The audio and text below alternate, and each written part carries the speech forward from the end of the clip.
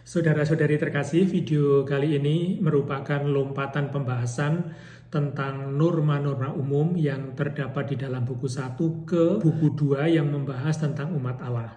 Ada begitu banyak kanon yang kita lompati, namun pembahasan kali ini pun ketika nanti berhubungan dengan norma-norma umum, kita pasti akan kembali ke sana untuk mendapatkan penjelasan lebih lanjut. Dan kita akan fokus membahas mengenai umat Allah, bagaimana kitab undang-undang atau hukum kanonik ini mengatur tentang umat Allah.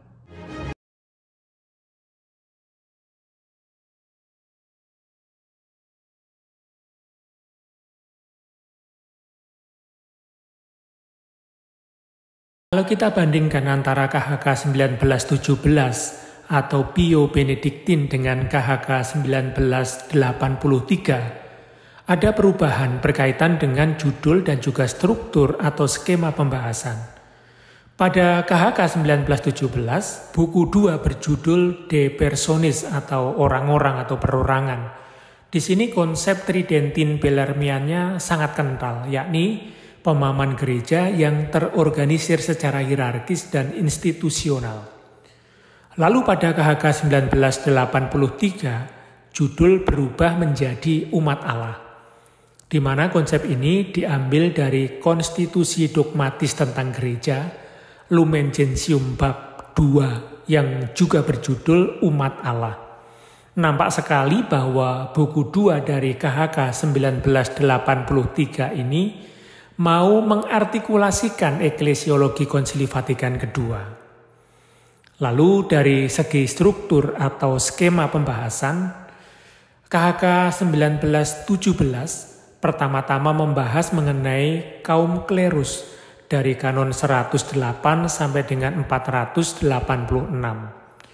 Setelah klerus, lalu dibahas para religius dalam kanon 487 sampai dengan 681. Dan bagian yang terakhir dibahas mengenai kaum awam dari kanon 682 sampai dengan 725. Sebagaimana saya katakan tadi, bahwa konsep gereja dalam KHK 1917 sangatlah hierarkis dan institusional.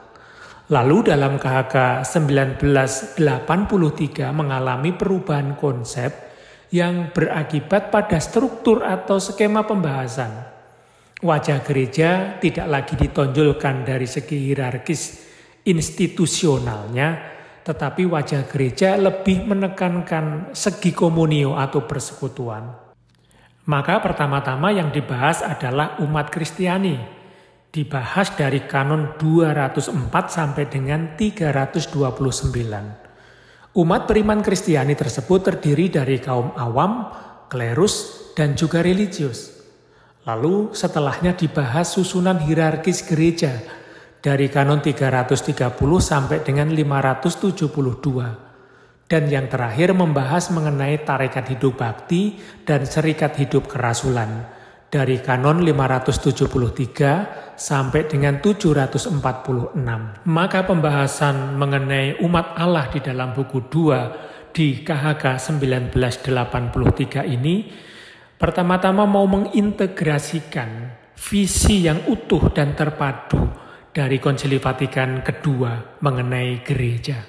Bahwa gereja Kristus itu bukan hanya suatu masyarakat yuridis, tetapi di atas segalanya adalah persekutuan, sakramen keselamatan, tanda penting persatuan yang intim dengan Allah dan kesatuan dengan seluruh umat manusia.